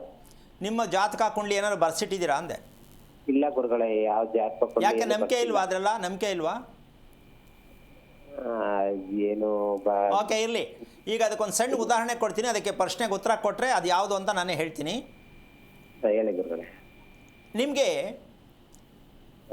ಇದೇನಪ್ಪ ಇದೆಲ್ಲ ಹೇಳ್ಬೇಕಾ, ನಾವು ಹೇಳ್ಬೇಕಾ, ಕೇಳಬೇಕಾ ಅಂತ ಬೇಗ ಸಂಕೋಚ ಪಟ್ಕೋಬೇಡಿ. ನಿಮ್ಮ ದೇಹದ ಐಡೆಂಟಿ ಮಾಡ್ತೀನಿ ನಾನು. ಓಕೆ, ಹೇಳಿ ಗುರು. ನೀವೇನಾ ವಿಶಾಖ ನಕ್ಷತ್ರದಲ್ಲಿ ಹುಟ್ಟಿದವರು ಅಂತ ಗುರ್ತಿಸೋಕ್ಕೆ ಕೇಳ್ತೀನಿ. ನಿಮಗೆ ಸಾಮಾನ್ಯವಾಗಿ ಈ ಯೂರಿನ್ ಪಾಸ್ ಮಾಡಬೇಕಾದ್ರೆ ಸ್ವಲ್ಪ ಕಷ್ಟ ಉರಿ ಕಾಣಿಸುತ್ತೆ, ಸ್ವಲ್ಪ ಕಷ್ಟ ಕಾಣಿಸುತ್ತೆ ಅಂತಕ್ಕಂಥ ಸಿಂಪ್ಟಮ್ಸ್ ಯಾವಾಗಾರು ಗೊತ್ತಾಗಿದೆಯಾ? ಗುರುಗಳೇ, ನಮ್ ಕೆಲಸ ಮಾಡ್ತೀವಲ್ಲ, ಅದು ಎನಿ ಟೈಮ್ ಟೂಲ್ಸ್ ಹಿಡಿದಿರ್ತೀವಿ ಕಬ್ಬಣದ್ದು, ಅದರಿಂದ ಹೀಟ್ ಜಾಸ್ತಿ ಆಗಿ ಒಂದೊಂದು ಟೈಮು ಆ ಥರ ಸ್ವಲ್ಪ ಆಗುತ್ತೆ. ಈ ಥರ ಹೇಳ್ಬಿಟ್ರೆ ಕತೆ ಏನು? ಹೆಂಗಸರು ಸೌಟ್ ಹಿಡ್ಕೊಂಡ್ರೆ ಈಟ್ ಬರ್ತದೆ, ನಾವು ಉಳಿ ಹಿಡ್ಕೊಂಡ್ರೆ ಈಟ್ ಬರುತ್ತೆ. ದಯವಿಟ್ಟು ತಪ್ಪು. ಏನಮ್ಮ, ಹೆಂಗಸರು ಸೌಟ್ ಹಿಡ್ಕೊತಾರೆ, ಅವ್ರಿಗೂ ಈಟ್ ಹಾಗಾದ್ರೆ? ಅಂದರೆ ಒಂದು ನಿಮಿಷ ತಿಳ್ಕೊಳ್ಳಿ. ಯಾಕೆ ಅಂದರೆ ನಮ್ಮ ಜನಗಳು ಉಷ್ಣ ಏನು ಅಂದರೆ ಅದಕ್ಕೆ ಕತೆ ಹೇಳ್ತಾರೆ, ಏನೋ ಒಂದು ಕತೆ ಹೇಳ್ತಾರೆ. ಕಣ್ಣುರಿ ಮೂಗುರಿ ಏನು ಉರಿಗೂ ಒಂದು ಕತೆ ಹೇಳ್ತಾರೆ. ಅದೆಲ್ಲ ಸತ್ಯ. ಯಾಕೆ ಅಂದರೆ ದೇಹದಲ್ಲಿ ಉಷ್ಣಾಂಶ ಅಂತಕ್ಕಂಥದ್ದು ಯಾರಿಗಿಲ್ಲ ಅಂತ ಹೇಳಂಗಿಲ್ಲಮ್ಮ. ಶೀತನೂ ಇದೆ ಜಾಸ್ತಿ, ಎಲ್ಲರೂ ಹೆಣ್ಗಸಿಂದ ಹಿಡಿದು ಗಂಡಸವರೆಗೂ ಉಷ್ಣಾಂಶ ಅದನ್ನು ಹೇಳಂಗಿಲ್ಲ. ಅದನ್ನ ಮನಸ್ಸಲ್ಲೇ ಕೊರಗ್ತಾ ಇರ್ತಾರೆ, ಹೇಳೋಕ್ಕಾಗಲ್ಲ. ಹೇಳಿದ್ರು ಅದಕ್ಕೆ ಉತ್ತರ ಏನೂ ಸಿಕ್ಕಲ್ಲ, ಮೆಡಿಕಲಲ್ಲೂ ಸಿಗಲ್ಲ ಅದಕ್ಕೆ. ಇನ್ನು ಎಷ್ಟು ಸಲ ತಂಪು ಮಾಡ್ಕೊಳಕ್ಕೆ ಎಳ್ನೀರು ಕುಡಿಯೋದು, ನಿಂಬೆಹಣ್ಣು ಜ್ಯೂಸ್ ಕುಡಿತೀರಿ ಅಲ್ವಾ? ಅದು ಬಿಟ್ಟರೆ ಇನ್ನೇನು ಗೊತ್ತಿಲ್ಲ. ಇದು ಉಷ್ಣ ಅಂತಕ್ಕಂತಹದ್ದು ವಿಷಯ ನಮ್ಮ ದೇಹದಲ್ಲಿ ಉತ್ಪತ್ತಿ ಆಗ್ತಕ್ಕಂತಹ ಉಷ್ಣಾಂಶ ಯಾಕೆ ಉತ್ಪತ್ತಿ ಆಗತ್ತೆ ಅಂದರೆ ನೀರಿನ ಬಗ್ಗೆ ನಮಗೆ ತಿಳುವಳಿಕೆ ತುಂಬ ಕಮ್ಮಿ. ನೀರಿನ ಬಗ್ಗೆ ತಿಳುವಳಿಕೆ, ಆ ನೀರಿನ ಬಗ್ಗೆ ಸತ್ಯನೂ ಇನ್ನೂ ಗೊತ್ತಾಗಿಲ್ಲ ನಮಗೆ. ಇದಕ್ಕೆ ಜೀವಜಲ ಅಂತಾರೆ. ಏನು ಹೇಳ್ತಾರೆ? ಜೀವಜಲ ಅಂತಾರೆ. ಆ ಜೀವಜಲ ಆದಮೇಲೆ ನಮ್ಮ ಜೀವ ರಕ್ಷಣೆ ಮಾಡಬೇಕಿತ್ತಲ್ಲ ನೀರು ಅಂತ ನಾವು ಅನ್ಕೋತೀವಿ. ಶೇಕಡಾವಾರು ನಿಮ್ಮ ಮನೆ ನಲ್ಲಿಗಳಲ್ಲಿ ನೋಡ್ಕೊಳ್ಳಿ, ಯಾರು ಬೋರ್ ತೆಗ್ಸಿರ್ತೀರಾ ಆ ಬೋರಲ್ಲಿ ನಲ್ಲಿ ಎಷ್ಟರ ಮಟ್ಟಕ್ಕೆ ಪೂರ್ತಿ ಸುತ್ತಕೊಂಡಿರುತ್ತೆ, ಕಪ್ಪಾಗಿರುತ್ತೆ, ಯೋಚನೆ ಮಾಡ್ಬೇಕೇನಮ್ಮ? ಹೌದು ಗುರುಗಳೇ. ನಲ್ಲಿಗಳನ್ನು ನೋಡಿ ದಯವಿಟ್ಟು. ಯಾಕೆ? 99 ಭಾಗ ಉಪ್ಪು ನೀರು, ಶೇಕಡ 99 ಭಾಗ ಉಪ್ಪು ನೀರು. ಯಾರೇ ಬೋರ್ ತೆಗೆಸಿ ಅದರಲ್ಲಿ 1-1.5% ಸಿಹಿ ನೀರು ಸಿಗ್ಬೋದು ಅಷ್ಟೇ. ಇನ್ನು 99 ಭಾಗ ಉಪ್ಪು ನೀರೇ. ನಾವು ಬೋರ್ ತೆಗೆಸ್ತೆ ನೀರು ಬಂದ್ಬಿಡ್ತು, ಬೋರ್ ತೆಗೆಸ್ತೆ ನೀರು, ಅಯ್ಯೋ ಎಲ್ರಿಗೂ ಫೋನ್ ಮಾಡಿ ಹೇಳ್ಬಿಡ್ತಾರೆ. ಆದರೆ ಆ ನೀರು ಏನು ಅಂತ ತಿಳ್ಕೊಂಡ್ರೆ 1 ವಾರ ಆದರೂ ನಿದ್ದೆ ಬರಲ್ಲ ಯಾರಿಗೂ. ಯಾಕೆ ಅಂದರೆ ಉಪ್ಪು ನೀರು. ಇವತ್ತು ಯಾಕೆ ಎಲ್ರಿಗೂ ಹುಚ್ಚಿಡಿತಾ ಇದೆ, ತಲೆನೋವು ಬರ್ತಾ ಇದೆ, ನಿದ್ದೆ ಯಾಕೆ ಸರಿಗೆ ಬರ್ತಾ ಇಲ್ಲ, ರಾತ್ರಿ ಎಲ್ಲ ಯಾಕೆ ಎಚ್ಚರಿಕೆ ಇರ್ತಾರೆ, ಯಾಕೆ ಮದುವೆಗಳು ಮಾಡ್ಕೋತಾರೆ, ಯಾಕೆ ಹಿಂಸೆ ಪಡ್ತಾರೆ? ಇದಕ್ಕೆಲ್ಲ ಕಾರಣ ನಾವು ತೆಗೆಸುತ್ತಿರುವ ಬೋರ್ವೆಲ್. ಇದೇನಪ್ಪ ಹಿಂಗೆ ಹೇಳ್ಬಿಟ್ಟು ಮತ್ತು ಬೋರ್ವೆಲ್ ತೆಗೆದೆ ಏನು ಮಾಡೋಣ? ಅದ್ರ ಬಳಸೋದು ಗೊತ್ತಿರಬೇಕಲ್ಲ, ಆಗ ಜೀವಜಲ ಆಗತ್ತೆ. ಬೋರ್ವೆಲ್ ನೀರನ್ನು ಬಳಸೋ ವಿಧಾನ ತಿಳ್ಕೊಂಡಾಗ ನಿಮಗೆ ಜೀವಜಲ ಆಗತ್ತೆ. ಈಗ ಪ್ರಾಣಕ್ಕೆ ಕುತ್ತು ತರುವ ಜಲವಾಗಿದೆ. ಇಲ್ಲಿ ನೋಡಿದ್ರೆ ಉಪ್ಪು ಕಮ್ಮಿ ತಿನ್ನಿ ಅಂತ ಡಾಕ್ಟ್ರ್ ಹೇಳ್ತಾರೆ, ಇಲ್ಲಿ ನೀರಲ್ಲೇ ಉಪ್ಪು 3 ಖಂಡಗ ಇದೆ. ಏನಮ್ಮ? ಡಾಕ್ಟ್ರ್ ಹೇಳ್ತಾರೆ ಉಪ್ಪು ಕಮ್ಮಿ ತಿನ್ನಿ ಅಂತ. ಎಷ್ಟಪ್ಪ ಕಮ್ಮಿ ತಿನ್ನೋದು? ಇನ್ನೆಷ್ಟು ಕಮ್ಮಿ ತಿನ್ನಲಿ, ಆದರೂ ನನಗೆ ಬಿ ಪಿ ಹೋಗ್ಲಿಲ್ವಲ್ಲ ಅಂದರೆ ನಿಮ್ಮ ನೀರಲ್ಲಿ ಹೇಳೋರು ಯಾರು? ಡಾಕ್ಟ್ರಿಗೆ ಗೊತ್ತಾ? ಇಲ್ಲ. ಪುರೋಹಿತರಿಗೆ ಗೊತ್ತಾ? ಇಲ್ಲ. ಶಾಸ್ತ್ರ ಹೇಳೋರು ಗೊತ್ತಾ? ಇಲ್ಲ. ಮದುವೆ ಮಾಡಿಸೋರಿಗೆ ಗೊತ್ತಾ? ಇಲ್ಲ. ಅಪ್ಪ ಅಮ್ಮನಿಗೆ ಗೊತ್ತಾ? ಇಲ್ಲ. ನಮ್ಮ ಬೋರ್ವೆಲ್ ನೀರಿನಿಂದ ನಮಗೆ ರೋಗಗಳು ಉತ್ಪತ್ತಿ ಆಗುತ್ತೆ ಅಂತ ಯಾರಿಗೂ ಗೊತ್ತಿಲ್ಲ. ನೀರು ತಗೊಂಡಿದ್ದೀವಿ, ಬಳಸ್ತಾ ಇದ್ದೀವಿ. ಇಷ್ಟು ಸಮಸ್ಯೆಯಿಂದ ನಮ್ಮ ದೇಹದಲ್ಲಿ ಉಷ್ಣಾಂಶದ ತಾಪಮಾನ ಯಾಕೆ ಮಕ್ಕಳಿಂದ ದೊಡ್ಡವರವರೆಗೂ ಇರುತ್ತೆ ಅಂದರೆ ಈ ಉಷ್ಣಾಂಶ ನಮ್ಮ ಮಲಮೂತ್ರಗಳ ಮೂಲಕವಾಗಿ ನಮಗೆ ಗೋಚರ ತೋರಿಸುತ್ತೆ. ನೋಡ್ಕೊಳ್ಳಪ್ಪ ಅಂತ. ಇದೆರಡೂ ಎಲ್ಲರಲ್ಲೂ ಕೆಟ್ಟಿದೆ. ಮಲಮೂತ್ರ ಪ್ರತಿಯೊಬ್ಬರಲ್ಲೂ ಕೆಟ್ಟಿರುತ್ತೆ. ನಾನು ಚೆನ್ನಾಗಿದ್ದೀನಿ ಸುಳ್ಳು, ಆರೋಗ್ಯವಾಗಿದ್ದೀನಿ ಸುಳ್ಳು, ಎರಡೂ ಕೆಟ್ಟಿದೆ, ಪ್ರತಿಯೊಬ್ಬರಲ್ಲೂ ಕೆಟ್ಟಿದೆ. ಇದು ರಿಪೇರಿ ಹೆಂಗೆ ಮಾಡ್ಕೊಳ್ಳೋದು? ಅದೇ ಇವತ್ತು ನಾನು ಹೇಳ್ತಿರೋದು. ರಿಪೇರಿ ನೀವೇ ಮಾಡ್ಕೋಬೇಕು ಮಲಮೂತ್ರಾದಿಗಳನ್ನು. ಡಾಕ್ಟ್ರ್ ಕೈಲಿ ಮೆಡಿಕಲಿಂದನೂ ಮಾಡೋಕ್ಕಾಗಲ್ಲ. ಎಂಥ ಅದ್ಭುತವಾದ ಒಂದು ಪವಾಡದಲ್ಲಿ ನಾವು ಸಿಕ್ಕಾಕ್ಕೊಂಡಿದ್ದೀವಿ ಅಂತ ಪ್ರತಿಯೊಬ್ಬರು ಯೋಚನೆ ಮಾಡಿ. ಯಜಮಾನೇ, ನಿಮ್ಗೆ ಅರ್ಥ ಆಯ್ತಾ? ಒಂದನೇ ವಿಷಯ ತಿಳ್ಕೊಳ್ಳಿ. ವಿಶಾಖ ನಕ್ಷತ್ರಕ್ಕೆ ಹುಟ್ಟುವುದಕ್ಕೆ ಕಾರಣ ನಿಮ್ಮ ತಂದೆ ತಾಯಿ ಮಾಡಿರುವ ಒಂದು ಘೋರ ಅಪರಾಧ ಏನು ಅಂದರೆ, ನಿಮ್ಮಪ್ಪ ಎಲ್ಲಿದ್ದಾರೆ? ಎಷ್ಟು ವರ್ಷ ಆಯಿತು? ಅವರು 2 ವರ್ಷ ಆಯಿತು ಗುರುಗಳೇ. ಏನಾಗಿತ್ತು ಅಪ್ಪಂಗೆ? ಅವ್ರಿಗೆ ಏನೋ ಸ್ವಲ್ಪ ಪ್ರಾಬ್ಲಮ್ ಆಗಿತ್ತು, ಅದರಿಂದ ತೀರೋಗ್ಬಿಟ್ಟು. ಅಲ್ಲ, ಏನು ಪ್ರಾಬ್ಲಮ್ ಅಂದರೆ ಹೇಳಿ, ಏನು ತೊಂದರೆ ಇಲ್ಲ, ನಾಚಿಕೆ ಏನಿಲ್ಲ. ಏನಾಗಿತ್ತು? ಅಂದ್ರೆ ಅವರು ಮಾತಾಡಕ್ ಆಗ್ತಾ ಇರ್ಲಿಲ್ಲ, ಹಾಂ. ವಾಯ್ಸ್ ಬರ್ತಾ ಇರ್ಲಿಲ್ಲ. ಎಷ್ಟು ವರ್ಷ? ಸ್ವಲ್ಪ ಒಂದ್ 2 ತಿಂಗಳು ತನಕ ಹಾಸ್ಪಿಟ್ಲಿಗೆ ಅಡ್ಮಿಟ್ ಮಾಡಿದ್ವಿ. ಹಾಂ. ಟ್ರೀಟ್ಮೆಂಟ್ ಆದ್ರೂ ಸರಿ ಹೋಗ್ಲಿಲ್ಲ. ಹಾಂ. ಆಮೇಲೆ ಡಾಕ್ಟ್ರು ಆಗಲ್ಲ ಅಂತ ಅಂದ್ಬಿಟ್ರು. ಓಕೆ, ಈಗ ನಾವು ನಿಮಗೆ ಇದನ್ನ ಯಾಕೆ ಕೇಳಿದೆ, ಸಾಕು ಕೇಳಿಸ್ಕೊಳ್ಳಿ. ಯಾಕೆ ಕೇಳಿದೆ ನಿಮ್ಮ ತಂದೆನ ಅಂದರೆ, ಕುತ್ತಿಗೆಗೆ ಸಂಬಂಧಪಟ್ಟಂಥ ಮಾತು ಅಂದರೆ ಕಣ್ಣು, ಬಾಯಿ, ಕಿವಿ, ಮೂಗು, ಇದಿಷ್ಟು ಇವ್ರ ಮನೇಲಿ ಕ್ಲೋಸ್ ಆಗಿದೆ. ಎಷ್ಟು ಮನೆಯಲ್ಲಿ ಜನ ವಾಸ ಮಾಡ್ತಾರೆ ಅಷ್ಟು ಜನಕ್ಕೆ ತಲೆಯ ಭಾಗ ಔಟ್ ಅಂದರೆ ಒಬ್ಬರಿಗೆ ಕಿವಿ ಸಮಸ್ಯೆ, ಒಬ್ಬರಿಗೆ ತಲೆಯ ಸಮಸ್ಯೆ, ಒಬ್ಬರಿಗೆ ಮೂಗು ಸಮಸ್ಯೆ, ಈ ರೀತಿಯಾಗಿ ಅನುಭವಿಸ್ಬೇಕು ಈ ಮನೆಯಲ್ಲಿ. ಇದಕ್ಕೆ ಔಷಧಿಯಲ್ಲಿ, ಇದಕ್ಕೆ ಜಾತಕ ಕುಂಡಲಿಯಲ್ಲಿ ನೀವೇ ಡಿಸೈಡ್ ಮಾಡಿ. ಯಜಮಾನೇ, ನಿಮ್ಗೆ ಅರ್ಥ ಆಯ್ತಾ? ಗೊತ್ತಾಯ್ತು ಗುರು. ನಾವು ಚೆನ್ನಾಗಿರೋಕ್ಕೆ, ಆರೋಗ್ಯವಾಗಿರೋಕ್ಕೆ ಮನೆ ಕಟ್ಕೋಬೇಕಪ್ಪ, ಮನೆ ಇಸ್ಕೋಬೇಕು. ಯಾರೋ ಗೌರ್ಮೆಂಟ್ನವ್ರು ಕೊಟ್ಟರು, ಯಾವುದೋ ಚಿಕ್ಕ ಸೆಟಲ್ಲಿ ನಮ್ಮ ಅಪ್ಪ ಕಟ್ಬಿಟ್ಟ ಅಂತೇಳಿ ಅದರಲ್ಲೇ ನಾವು ಜೀವನ ಕಳೆದ್ರೆ ನಮ್ಮ ದೇಹ ಎಲ್ಲ ಹಾಳಾಗತ್ತೆ. ಕಾರಣ ಯಾರು? ದೇವ್ರದ, ನಮ್ಮ ಮನೆದ? ಯಜಮಾನ್ರೆ, ಯಾವ್ದು ಹೇಳ್ತೀರಾ? ಅದೇ ನನಗೂ ಗೊತ್ತಾಗ್ತಾ ಇಲ್ಲ ಗುರುಗಳೇ. ಮನೆ ಈಗ ಹೇಳಿದ್ನಲ್ಲಪ್ಪ, ಒಂದು ನಿಮಿಷ, ಈಗ ಹೇಳಿದ ಅರ್ಥ ಆಗ್ಲಿಲ್ವಾ? ಗೊತ್ತಾಗ್ಲಿಲ್ಲ ಗುರುಗಳೇ. ಮನೆಗೆ ಮುಖನೇ ಇಲ್ವಲ್ಲಣ್ಣ, ಮುಂದನ್ನು ಗೋಡೆಗೆ ತಗೊಂಡೋಗಿ ಜಾಯಿಂಟ್ ಮಾಡ್ಬಿಟ್ಟಿದ್ಯಲ್ಲ ಮನೆನ. ಮುಂದ್ಗಡೆ ಇಲ್ಲ ಗುರುಗಳೇ, ಪಕ್ಕದಲ್ಲಿ. ಹೂನಪ್ಪ, ಯಾವ ದಿಕ್ಕು? ನಾವು ಇರೋದು ಪೂರ್ವ ದಿಕ್ಕು. ಸರಿನಪ್ಪ, ಈ ಗೋಡೆ ಯಾವ ದಿಕ್ಕಿಗೆ ಜಾಯಿಂಟ್ ಆಗಿರೋದು? ರೈಟ್ ಸೈಡ್ ಅಂದ್ರೆ ದಕ್ಷಿಣ ಕಡೆ. ಈಗ ಇಷ್ಟೊತ್ತುವರೆಗೂ ಒಂದು ನಿಮಿಷ, ಇಷ್ಟೊತ್ತವರೆಗೂ ನಾನು ಮಾತಾಡಿದ ಲೆಕ್ಕಾಚಾರ ನಿನ್ಗೆ ಅರ್ಥ ಆಯ್ತಾ ಇಲ್ವಾ? ಮನೆ ವಾಸದ ಮನೆಯಿಂದ ನಮ್ಮ ದೇಹದಲ್ಲಿ ಉತ್ಪತ್ತಿ ಆಗ್ತಕ್ಕಂತಹ ಯೂರಿನ್ ಮೋಷನು ನಮ್ಮ ದೇಹದಲ್ಲಿ ಇರ್ತಕ್ಕಂಥ ಕಾಯಿಲೆಗಳನ್ನ ಹೊರಗಡೆ ತಗೊಂಡೋಗುತ್ತೆ ಅಂತ ಗೊತ್ತಾ? ಗೊತ್ತಿಲ್ವಾ? ನಮ್ಮ ದೇಹಕ್ಕೆ ಬೇಡವಾದದ್ದು ಯೂರಿನ್ ಮೋಷನ್ ಮೂಲಕ ಹೊರಗೋಗುತ್ತೆ ಅಂತ ಗೊತ್ತಾ ಇಲ್ವಾ? ಹೌದು. ಈಗಿನ್ನೂ ಅರ್ಥ ಆಗ್ಲಿಲ್ವಾ ಇಷ್ಟು ಹೇಳಿದ್ಮೇಲೂ? ಗೊತ್ತಾಯ್ತು ಗುರು. ನೀನು ಉಳಿ ಹಿಡ್ಕಂಡೆ ಕೆಲಸ ಮಾಡ್ತೀನಿ, ಕೂತೇ ಇರ್ತೀನಿ, ಬಕ್ಕೊಂಡಿರ್ತೀನಿ, ನಿಂತ್ಕೊಂಡಿರ್ತೀನಿ ಅಂತ ಬರೀ ನೀನು ಸಮರ್ಥನೆ ಮಾಡ್ಕೊಂಡ್ರೆ ಹಿಂಗೆ ಅನುಭವಿಸ್ಬೇಕಾಗತ್ತೆ. ಮೊದಲು ನಿನ್ನ ದೇಹ ವಿಶಾಖ ನಕ್ಷತ್ರಕ್ಕೆ ನಾನು ಹುಟ್ಟಿದ್ದಕ್ಕೆ ನಮ್ಮ ತಂದೆ ಹೇಗೆ ಸತ್ರು, ಅವರೆಷ್ಟು ನೋವುಪಟ್ಟು ಸತ್ರು, ನಾನು ಜೀವನದಲ್ಲಿ ಹಾಗೆ ಸಾಯಬೇಕಾ, ಇದೆಲ್ಲ ತಿಳ್ಕೊಂಡ್ರೆ ನಮ್ಮ ಮಕ್ಕಳು ಸೇಫ್ ಆಗ್ತಾರೆ ಅಂತ ನೀನು ತಿಳ್ಕೊಳ್ಳೋ ಪ್ರಯತ್ನ ಪಡು. ಯೋಚನೆ ಮಾಡಬೇಡ. ಒಳ್ಳೆಯದಾಗಲಿ. ಧನ್ಯವಾದಗಳು ಕರೆ ಮಾಡಿದ್ದಕ್ಕೆ. ಪವಿತ್ರ ಅಂತ ಹೇಳಿ ಹೂವಿನ ಹಡಗಲಿಯಿಂದ ಕರೆ ಮಾಡಿದ್ದಾರೆ. ಪವಿತ್ರ ಅವರೇ, ಯಾರ ಬಗ್ಗೆ ಕೇಳಬೇಕಾಗಿದೆ? ನಮ್ಮ ಬಗ್ಗೆ, ಮನೆ ಬಗ್ಗೆ ಕೇಳಬೇಕಿತ್ತು. ಸರಿ, ತಮ್ಮ ನಕ್ಷತ್ರ ಮತ್ತೆ ಲಗ್ನವನ್ನ ತಿಳಿಸಿ. ತಿಳಿಸಿ. ಅಶ್ವಿನಿ ನಕ್ಷತ್ರ. ಹಲೋ. ಹಾ, ನಮಸ್ತೆ ಗುರುಜಿ. ನಾರಾಯಣ, ಹೇಳಮ್ಮ. ಅಶ್ವಿನಿ ನಕ್ಷತ್ರ ಏನು ಓದಿದ್ಯಮ್ಮ? ಗುರುಜಿ, ನಾನು ಡಿಗ್ರಿ ಮಾಡಿದ್ದೀನಿ ಗುರುಜಿ. ಎಷ್ಟು ವರ್ಷ ಆಯಿತು ಮದುವೆ ಆಗಿ? ಮದುವೆ ಆಗಿ 14 ವರ್ಷ ಆಯ್ತು ಗುರುಜಿ. ಯಾವ ವಾರ ಮದುವೆ ಆಯಿತು? ಗುರುವಾರ ಗುರುಜಿ. ಓಕೆ, ಇದೆಲ್ಲ ಬಗ್ಗೆ ಎಲ್ಲ ನಿನಗೆ ಕುಂಡಲಿ ಜಾತಕ ನಿಂದು ಬರ್ಸಿರೋದು ನೋಡಿರೋದು ಇದೆಯಾ? ಅದಿಲ್ಲ ಗುರುಜಿ, ಮದುವೆ ಆಗಿದ್ದ ತಿಥಿ ನಕ್ಷತ್ರ ಎಲ್ಲ ಇದೆ ಗುರುಜಿ. ಮದುವೆ ಆದಾಗ ಎಷ್ಟನೇ ತಿಂಗಳಲ್ಲಿ ಮದುವೆ ಆದೆ? 5ನೇ ತಿಂಗಳು ಗುರುಜಿ, ಮೇ ತಿಂಗಳಲ್ಲಿ ಗುರುಜಿ. ಓಕೆ, ನೀನು ಹುಟ್ಟಿದ್ದು ಕೃಷ್ಣ ಪಕ್ಷನ ಶುಕ್ಲ ಪಕ್ಷನ? ಅದು ನಿಖರ ಮಾಹಿತಿ ಗೊತ್ತಿಲ್ಲ ಗುರುಜಿ, ನಮ್ಮ ಅಮ್ಮರು ಅವಾಗೆಲ್ಲ ಹಚ್ಕೊಂಡಿಲ್ಲ ಗುರುಜಿ. ಓಕೆ, ನೀನು ಇದೆಲ್ಲ ನಂಬಿಕೆ ಇರಲಿಲ್ಲ ಮೊದಲು ತಿಳ್ಕೊಬೇಕಂತ? ಇತ್ತು ಗುರುಜಿ, ಅದಕ್ಕೆ ಬಹಳ ದಿನ. ಎಷ್ಟು ಜನ ಮಕ್ಕಳು? ಎಷ್ಟು ಜನ ಅಮ್ಮ? ಮಕ್ಕಳು 3 ಜನ ಗುರುಜಿ. ಇಬ್ರು ಗುರುಜಿ, 3 ಜನ ಗುರುಜಿ. ಹೆಣ್ಣು ಗಂಡ? ಹಾ ಗುರುಜಿ, 2 ಗಂಡು ಹುಡುಗರು ಗುರುಜಿ, ಒಂದು ಹೆಣ್ಣು ಹುಡುಗಿ ಗುರುಜಿ. ಮೊದಲನೇ ಮಗು ಹೆಣ್ಣ ಗಂಡ? ಮೊದಲನೇ ಮಗು ಗಂಡು ಗುರುಜಿ. ಎಷ್ಟು ವಯಸ್ಸು ಅವನಿಗೆ? ಈಗ 11 ವರ್ಷ ಗುರುಜಿ. ಅವನು ಹುಟ್ಟಿದ್ದು ಕೃಷ್ಣ ಪಕ್ಷನ ಶುಕ್ಲ ಪಕ್ಷನ ಗೊತ್ತಾ? ಶುಕ್ಲ ಪಕ್ಷ ಗುರುಜಿ. ಶುಕ್ಲ ಪಕ್ಷ. ಎರಡನೇವನು? ಎರಡನೇವನು ಹೆಣ್ಣು ಹುಡುಗಿ ಗುರುಜಿ. ಹಾಂ, ಹೆಣ್ಣು ಹುಡುಗಿ ಗುರುಜಿ. ಎರಡನೇವಳು ಉತ್ತರಾಷಾಢ ನಕ್ಷತ್ರ. ಉತ್ತರಾಷಾಢ ನಕ್ಷತ್ರನಾ? ಹಾ ಗುರುಜಿ. ಅವು ಕೃಷ್ಣನ ಶುಕ್ಲನ? ಕೃಷ್ಣ ಪಕ್ಷ ಗುರುಜಿ. ಓಕೆ, ಎಷ್ಟು ವಯಸ್ಸು ಅವಳಿಗೆ? ಅವಳಿಗೆ ಈಗ 7 ವರ್ಷ ಗುರುಜಿ. 8 ಗುರುಜಿ, 7 ತಿಂಗಳು 8 ಗುರುಜಿ. ಓಕೆ, ನಿಮ್ಮ ಯಜಮಾನರದು ಕುಂಡಲಿ ಜಾತಕ ಇದೆಯಾ? ನೋಡಿದ್ಯಾ ನಮ್ಮ ಯಾವಾಗಾದರೂ? ಇಲ್ಲ ಗುರುಜಿ, ಅವ್ರದ್ದು ಸಮಸ್ಯೆ ಸಿಕ್ಕಿಲ್ಲ ಗುರುಜಿ. ಅವ್ರ ತಂದೆಯವರು ಅದನ್ನೆಲ್ಲ ಇದು ಮಾಡಿಲ್ಲ ಗುರುಜಿ. ಓಕೆ, ನಿಮ್ಮ ಮಗಳ ವಿಷಯದಲ್ಲಿ ತೊಗೊಂಡ್ರೆ ಏನು ತಪ್ಪಿದೆ ಅವಳಲ್ಲಿ ಅಂತ ತಿಳ್ಕೊಂಡಿದ್ಯಾ? ಅಟ್ಲೀಸ್ಟ್ ಕೊನೆ ಪಕ್ಷ ಇಲ್ಲ ಎಲ್ಲ ಕರೆಕ್ಟಾಗಿದ್ದಾಳೆ ಅನ್ಸುತ್ತಾ? ಏನು ತಿಳ್ಕೊಂಡಿದ್ಯಾ?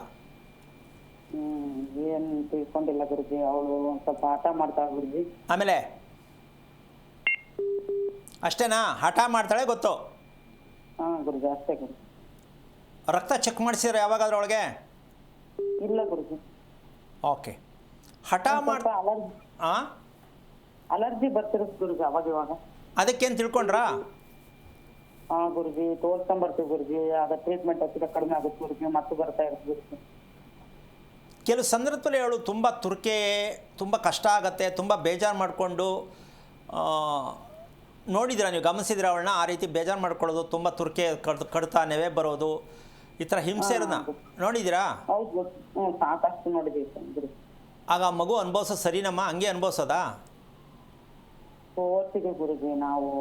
ನಾವು ಟ್ರೈ ಮಾಡ್ತಾ ಇದೀವಿ ಗುರುಜಿ. ನಿಮ್ಮ ಹತ್ರ ಬರಕ್ಕೆ ಪ್ರಯತ್ನ ಮಾಡಕತ್ತೀವಿ ಗುರುಜಿ. ಬರೋಕ್ಕಾಗಲ್ಲ. ಯಾಕೆ ಅಂತ ಕೇಳು. ನೀವು ಬರೋಕ್ಕಾಗಲ್ಲ ನಮ್ಮ ಹತ್ರ, ಯಾಕೆ ಹೇಳು? ಗೊತ್ತಿಲ್ಲ ಗುರುಜಿ. ಕೃಷ್ಣ ಪಕ್ಷದಲ್ಲಿ ಮಗು ಹುಟ್ಟಿರೋದನ್ನೇ ಹಿಡ್ಕೊಂಡಿದ್ದೀರಮ್ಮ. 9 ವರ್ಷ ಆ ಮಗುನ ಹಂಗೇ ಹಿಡ್ಕೊಂಡು ಬಂಧನದಲ್ಲಿ ಹಾಕಿ ಜೈಲು ಹಾಕೋದು ಒಂದೇ, ಹಿಂಗೆ ಮಾಡಿರೋದು ಒಂದೇ. ಇಲ್ಲ ಗುರುಜಿ, ನಿಮ್ ಕಾಲ್ ನೋಡ್ದಾಗಿದ್ದಾಗ 1 ವರ್ಷದಿಂದ ನೋಡ್ತೀನಿ ಗುರುಜಿ. ಅವಾಗಿಂದ ನಮಗೆಲ್ಲ ಅದೇ ಸೋಮಾರಿತನ. 1 ವರ್ಷದ ಕಾರ್ಯಕ್ರಮ ನೋಡಿ ಇನ್ನೂ ಬರೋಕ್ಕಾಗಲ್ಲ ಅಂದರೆ ಸ್ವಲ್ಪ ಯೋಚನೆ ಮಾಡಿ. ಸೋಮಾರಿತನ, ಅದಕ್ಕೆ ಬರೋಕ್ಕಾಗಲ್ಲ ಅಂದಿದ್ದು ನಾನು. ನಿಮ್ ಸಾಲ ಸಿಕ್ತಿಲ್ಲ ಗುರುಜಿ, ಇವತ್ತು ಸಿಕ್ತು ಗುರುಜಿ. ಪ್ರಯತ್ನ ಮಾಡ್ತಾ ಇದೀವಿ. ಓ, ಅಂತೂ ಮಾತಾಡಿದ್ಮೇಲೆ ಹೋಗೋಣ ಅಂತನಾ? ಹಂಗಲ್ಲ ಗುರುಜಿ. ಮನೆಯಿಂದ ಈ ಮನೆ ಕಡೆ 5 ವರ್ಷ ಆಯ್ತು ಗುರುಜಿ. ನೆಮ್ಮದಿನೇ ಇಲ್ಲ ಗುರುಜಿ. ಆರೋಗ್ಯ ಸಮಸ್ಯೆ ಗುರುಜಿ ನನಗೂ ಕೂಡ. ಓಕೆ, ಈಗ ನಿಮ್ಮ ಯಜಮಾನ್ ಏನು ಕೆಲಸ ಮಾಡ್ತಾರೆ? ನಿಮ್ಮ ಯಜಮಾನ್ ಏನು ಕೆಲಸ ಮಾಡೋದು ಅಂದೆ? ವ್ಯವಸಾಯ ಗುರುಜಿ, ಹೊಲದಲ್ಲಿ. ಇದೆಲ್ಲ ನಂಬ್ತಾರ ನಿಮ್ಮ ಯಜಮಾನ್? ನಂಬಿಕೆ ಇದೆಯಾ? ಇದೆಲ್ಲ ಕೇಳಬೇಕು, ತಿಳ್ಕೊಬೇಕು, ನಂಬಿಕೆ ಇದೆಯಾ?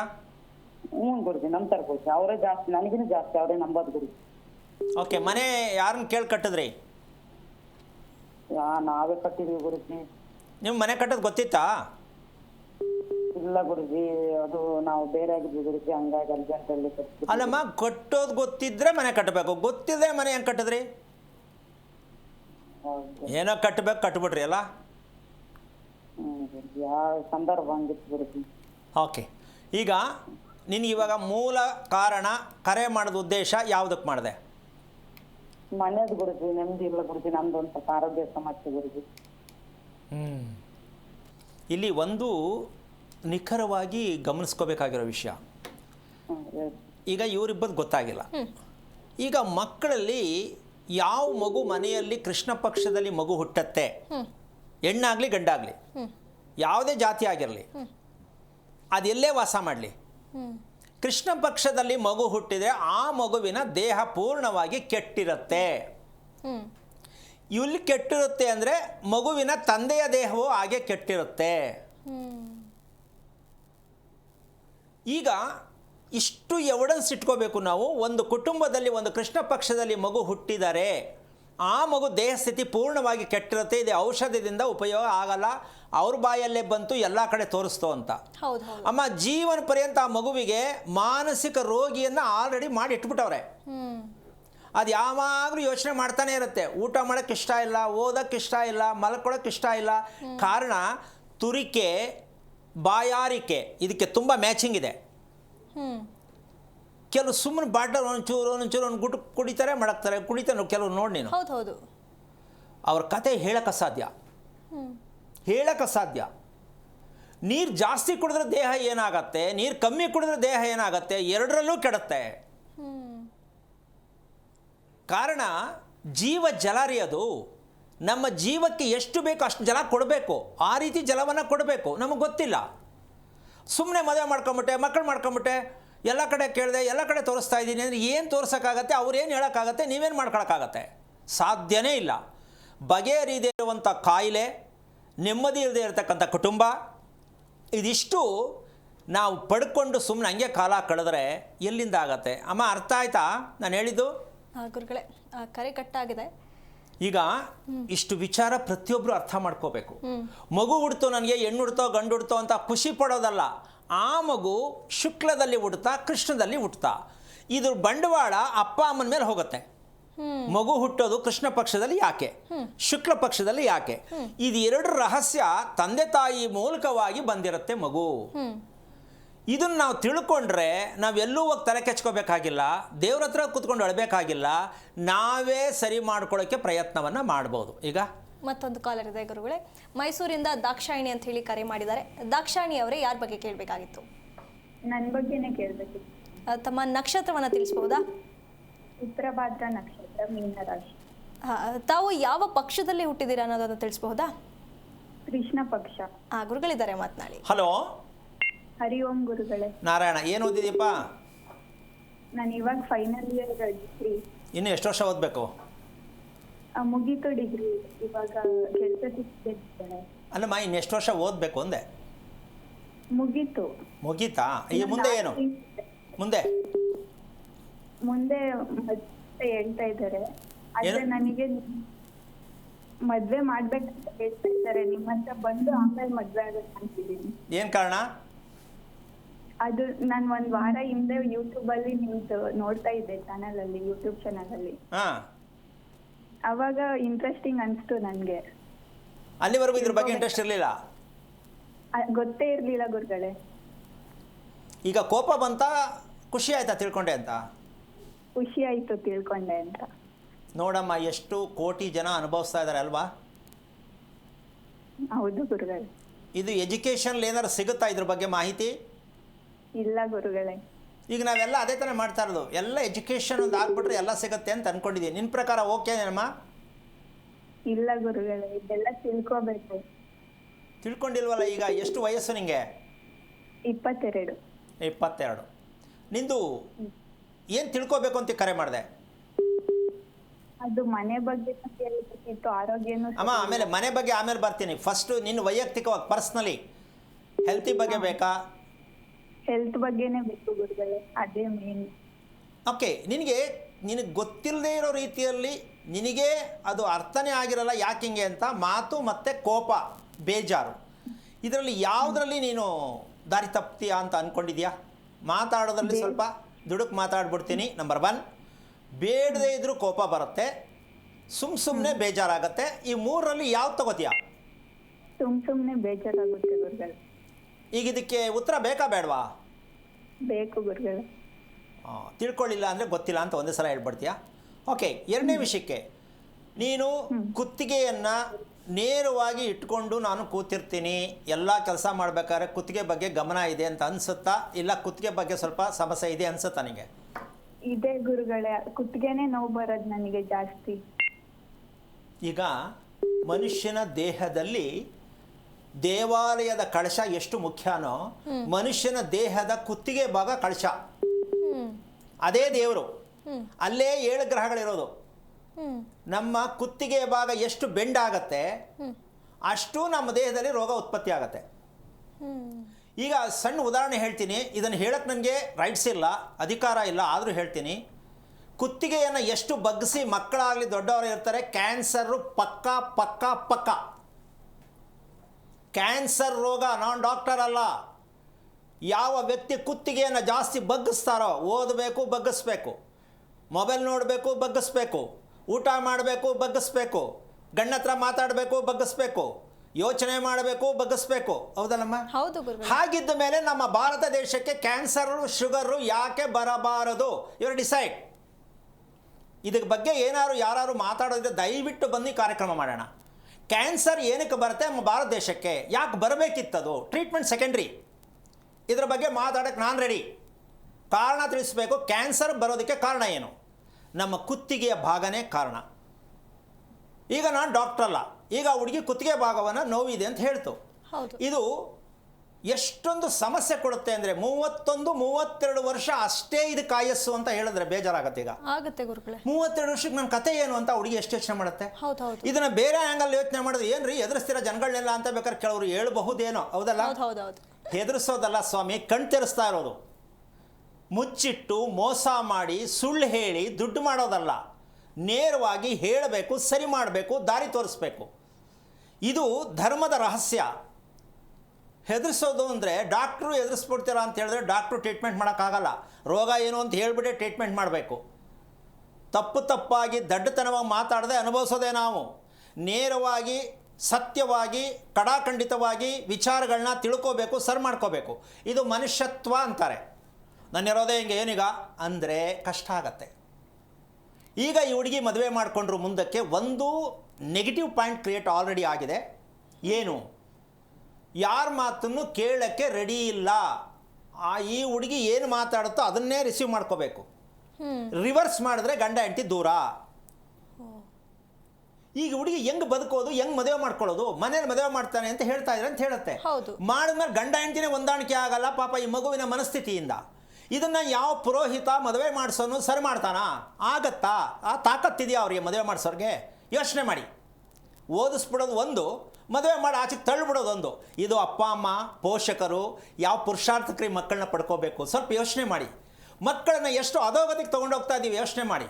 ಮಕ್ಕಳಿಗೆ ಎಷ್ಟು ಶಿಕ್ಷೆ ಕೊಡ್ತಾ ಇದ್ದೀವಿ ಯೋಚನೆ ಮಾಡಿ.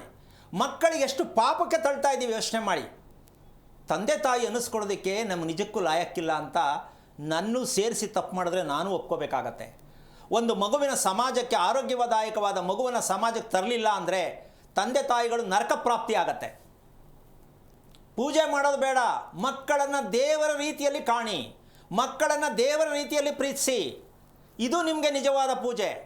ಅದಕ್ಕೆ ಹೇಳಿದ್ದು ವರಮಹಾಲಕ್ಷ್ಮಿ ಮಾಡ್ತಾರೆ, ಗಂಡನ್ನೇ ಪಾತ್ಪೂಜೆ ಮಾಡೋರೆ. ಇದನ್ನು ಹೇಳ್ತಾ ಇದ್ದೀನಿ, ನಿಮ್ಮ ಮಕ್ಕಳು ನಿಮ್ಮ ಗಂಡ ಪ್ರತ್ಯಕ್ಷ ದೇವರು, ನಿಮ್ಮ ಮಕ್ಕಳು ಅದು ದೇವತೆಗಳು.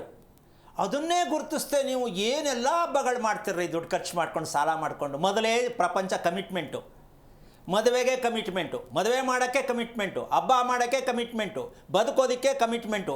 ಯಾವ ಪುರುಷಾರ್ಥಕ್ಕೆ ಬದುಕಿದು?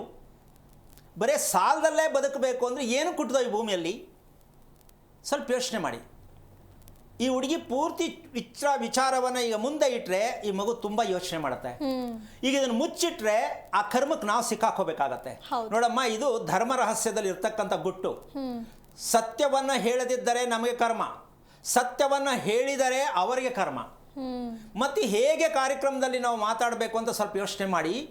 ಹಾಗಂತ ತಪ್ಪು ಸರಿ ಅನ್ನೋದಕ್ಕಿಂತ ಹೆಚ್ಚಾಗಿ ಸತ್ಯ ಏನು ಅಂತ ಮುಂದೆ ಇಡ್ತೀನಿ, ಸತ್ಯ ಏನು ಅಂತ ನೀವು ತಿಳ್ಕೊಳ್ಳಿ, ಇಬ್ಬರಿಗೂ ಪ್ರಾಬ್ಲಮ್ ಸಾಲ್ವ್. ಈಗ ನಾವು ಮಾಡ್ಕೊಂಡಿರೋ ಅಭ್ಯಾಸ ಏನು ಅಂದರೆ, ಸ್ವಾಮಿ 2-3-1958 ರಾತ್ರಿ 7:30 ಹುಟ್ಟಿದ್ದೀವಿ ಹೇಳಿದ್ರು, ಅವ್ರು ಆ ಕಡೆ ತಲೆ ಮೇಲೆ ಹೊಡೆದು ಹೇಳ್ಬಿಟ್ರು ಚೆನ್ನಾಗೈತೆ ಹೋಗಮ್ಮ ಅಂತ. ಸೊ ಈ ಕೆಟ್ಟ ಅಭ್ಯಾಸ ನಮ್ಮ ಜನಕ್ಕೆ ಹೋಗಲ್ಲ ಸದ್ಯಕ್ಕೆ. ಇನ್ನು ಎಷ್ಟು 1000 ವರ್ಷ ಬೇಕೋ ಇದು ಹೋಗೋಕ್ಕೆ. ಸದ್ಯಕ್ಕೆ ಅನ್ಕೋತಾ ಇದ್ದೀನಿ ನಾನು, ಯಾರಿಗೂ ಈ ಕೆಟ್ಟ ಹೋಗಲ್ಲ ವಿಚಾರ. ಶಾಸ್ತ್ರ ಕೇಳೋದು, ಡೇಟ್ ಆಫ್ ಬರ್ತ್ ಹೇಳೋದು, ಅದಕ್ಕೆ ಏನು ಮಾಡಬೇಕು ಕೇಳೋದು, ಪರಿಹಾರ ಕೇಳೋದು, ಅವ್ರ ಪರಿಹಾರ ಹೇಳೋದು. ಇದು ನಮ್ಮ ದೇಶದ ಕತೆ. ಅಮ್ಮ, ನಿಂಗೆ ಅರ್ಥ ಆಯ್ತಾ, ಬೇಜಾರಾಯ್ತಾ? ಅರ್ಥ ಆಯ್ತು ಗುರುಗಳೇ. ಈಗ ನೀನು ಮಾಡಬೇಕಾದ ಕೆಲಸ ಗುರುಗಳ ಹತ್ರ ಹೋಗಿ ನಂತರ ಮದುವೆ ಮಾಡ್ಕೋಬೇಕು ಅಂತ ಏನು ಹೇಳಿದೆ ಅದು ಸರಿಯೇ. ಆದರೂ ನಿಮ್ಮ ಅಪ್ಪ ಅಮ್ಮ ಇದಕ್ಕೆ ಒದಗಿಸಿ, ಸಮಯ ಒದಗಿಸಿ, ನಿನ್ನ ಕರ್ಕೊಂಡು ನಿನ್ನ ಕೇಳುವಷ್ಟು ಮಟ್ಟಕ್ಕೆ ನಿಮ್ಮ ಮನೇಲಿ ಆಗತ್ತಾ ತಾಯಿ? ಸಾಧ್ಯನೇ ಇಲ್ಲ. ಹೌದು ಗುರುಗಳೇ, ನಮ್ಮಮ್ಮ ಒಪ್ಕೊಂತಾರೆ, ನಮ್ಮ ಅಪ್ಪನೇ ಒಪ್ಕೊಂತ ಇಲ್ಲ. ಯಾಕೆ ಅಂದರೆ, ಬೇಕಾದ್ರೆ ಯಾವ್ದಾದ್ರು ದೇವಸ್ಥಾನಕ್ಕೆ ಹೋಗಿ ಮರಿ ಕತ್ತರಿಸೋದು, ಕೋಳಿ ಕತ್ತರಿಸೋದು ಮಾಡಿ ಅಂದರೆ, ನಿಂಬೆಹಣ್ಣು ಹೊಡ್ಸೋದು, ತಡೆ ಹೊಡ್ಸೋದು ಅಂದರೆ ಇವ್ರ ತಂದೆ ಪಕ್ಕ ರೆಡಿ ಇರ್ತಾರೆ. ಮನೆ ದೇವ್ರಿಗೆ ಹೋಗಲ್ಲ, ಮನೆ ದೇವ್ರಿಗೆ ಹೋಗಲ್ಲ, ಮನೆ ದೇವ್ರು ನಂಬಿಲ್ಲ, ಬರೀ ಆ ದೇವರು ಈ ದೇವರು, ಅಲ್ಲಿಗೆ ಹೋಗು ಈಗ ಹೋಗು, ಚೌಡೇಶ್ವರಿ ಮಾಡು, ಚಾಮುಂಡೇಶ್ವರಿ ಮಾಡು. ಈ ಒಂದು ಕ್ಯಾಟಗರಿಯಲ್ಲಿ ಬಂದಿರತಕ್ಕಂಥದ್ದು ಕೃಷ್ಣ ಪಕ್ಷದಲ್ಲಿ ಈ ಹುಡುಗಿ ಹುಟ್ಟಿರೋದಕ್ಕೆ ಕಾರಣ. ಮನೆಯ ದೇವರನ್ನು ನಂಬಿಲ್ಲ, ಕ್ಷುದ್ರ ದೇವತೆಗಳನ್ನು ಕೋರ್ಟ್ ಕೇಸ್ ನಮ್ಮಂತೆ ಆಗಬೇಕು, ಅಲ್ಲೊಂದು ಮರಿ ಹೊಡಿ, ಈ ಭೂಮಿ ನಮ್ಗೆ ಸಿಗಬೇಕು, ಅಲ್ಲೊಂದು ಕೋಳಿ ಹೊಡಿ. ಸೊ ಈ ರೀತಿ ಮಾರ್ಗದಲ್ಲಿ ಬಂದಿರತಕ್ಕಂಥವ್ರ ಹೊಟ್ಟೆಯಲ್ಲಿ ಹುಟ್ಟುತ್ತೆ ಕೃಷ್ಣ ಪಕ್ಷದ ಮಗು. ಇದು ಶಾಪ. ಈ ಶಾಪಕ್ಕೆ ಪ್ರಾಯಶ್ಚಿತ ತುಂಬ ಕಷ್ಟ. ಎಷ್ಟು ಕಡೆ ದೇವ್ರಿಗೆ ಹೋಗ್ತಾರಪ್ಪ ನಿಮ್ಮ ಮನೇಲಿ, ನೀನು ತಿಳಿದ ಮಟ್ಟಿಗೆ ಅಮ್ಮ? ಎಲ್ಲ ಕಡೆ ಹೋಗ್ತಾರೆ, ಮನೆ ದೇವ್ರಿಗೆ ಬಿಟ್ಟು. ನೀನು ಹೇಳಲ್ವಾ ಏನಿದು ನಮ್ಮ ಮನೆ ದೇವ್ರು ಬಿಟ್ಟು ನೀವು ಊರೆಲ್ಲ ಯಾಕೆ ಸುತ್ತೀರಾ ಅಂತ ಹೇಳಲ್ವಾ? ಕರೆದ್ರು ಬರಲ್ಲ ಗುರುಗಳೇ, ನೀವು ಹೋಗಿ ಬನ್ನಿ, ನಾನು ಫ್ರೀ ಆದಾಗ ಹೋಗ್ತೀನಿ ಅಂತಾರೆ. ಓಕೆ, ನೀನು ಧೈರ್ಯ ಮಾಡು.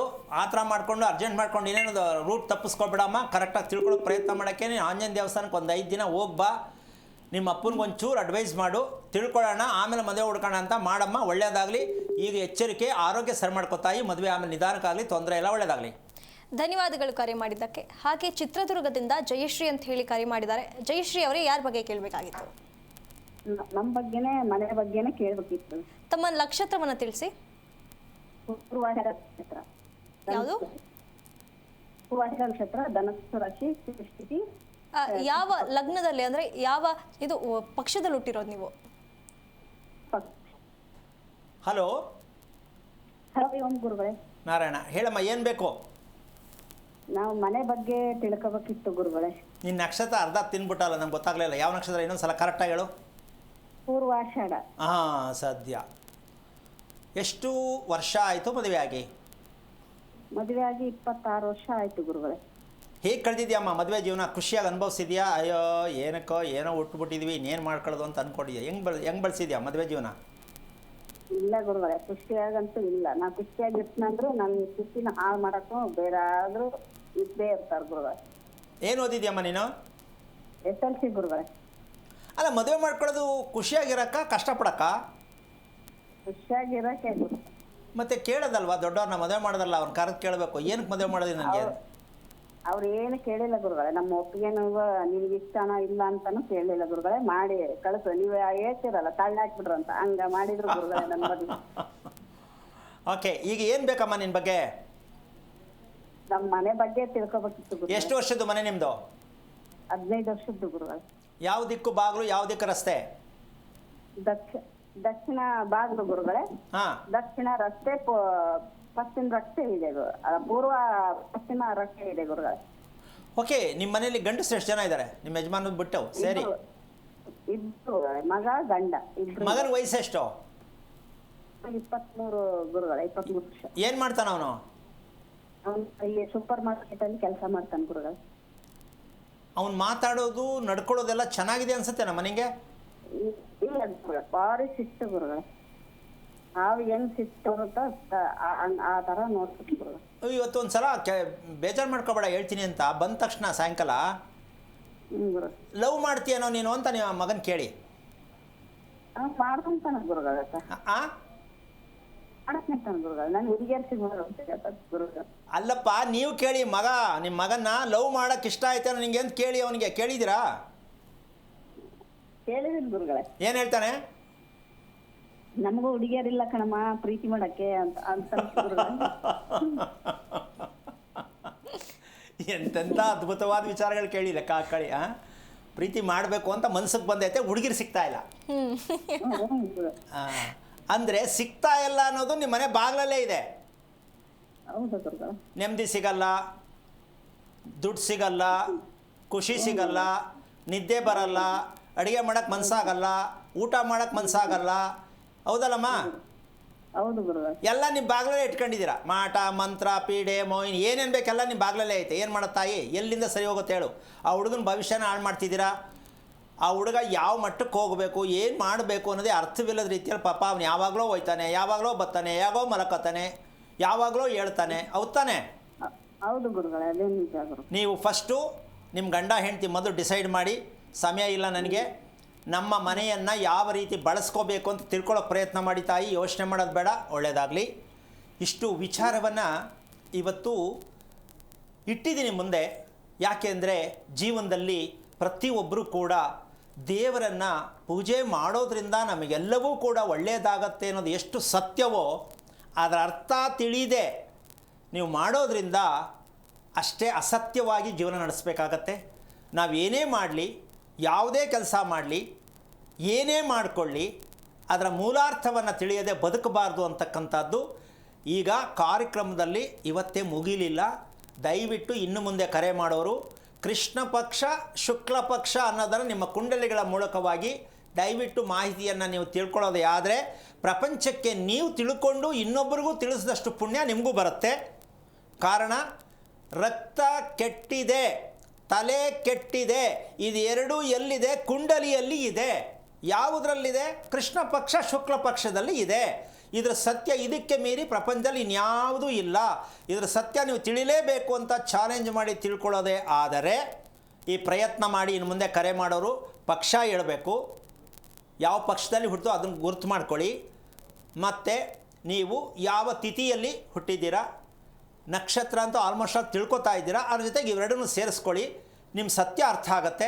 ಮಕ್ಕಳನ್ನ ರಿಪೇರಿ ಮಾಡಿ, ಮಕ್ಕಳಿಂದ ನೀವು ರಿಪೇರಿಯಾಗಿ ಅಂತ ಹೇಳ್ತಾ ಕಾರ್ಯಕ್ರಮ ಮುಗಿಸ್ತಾ ಇದ್ದೀನಿ. ಜೈ ಶ್ರೀರಾಮ್. ಗುರುಗಳೇ, ಇಷ್ಟೊತ್ತು ನಮ್ಮೊಂದಿಗೆ ಕಾರ್ಯಕ್ರಮದಲ್ಲಿ ಭಾಗಿಯಾಗಿ ಇಷ್ಟೆಲ್ಲ ವಿಷಯಗಳನ್ನು ಚರ್ಚೆ ಮಾಡಿದ್ದಕ್ಕೆ ತಮಗೆ ಧನ್ಯವಾದಗಳು. ನೋಡಿದ್ರಲ್ಲ ವೀಕ್ಷಕರೇ, ಇದಾಗಿತ್ತು ಇವತ್ತಿನ ವಿಶೇಷ. ನೋಡ್ತಾ ಇರಿ ಜಿ ಕನ್ನಡ ನ್ಯೂಸ್. ಸುಸತ್ಯವೇ ಸುದ್ದಿಯ ಜೀವಾಳ. ಹೆಚ್ಚಿನ ಮಾಹಿತಿಗಾಗಿ ಸಂಪರ್ಕಿಸಿ ಶ್ರೀಮಾನ್ ಶ್ರೀ ಪುರುಷೋತ್ತಮ್ ದೇಶಿ ಗುರೂಜಿ, ಶ್ರೀ ಧರ್ಮ ಮಾರ್ಗ ಕಚೇರಿ, ನಂಬರ್ 532, ಮಲಥಳ್ಳಿ ಮುಖ್ಯ ರಸ್ತೆ, ಬೆಂಗಳೂರು 560056.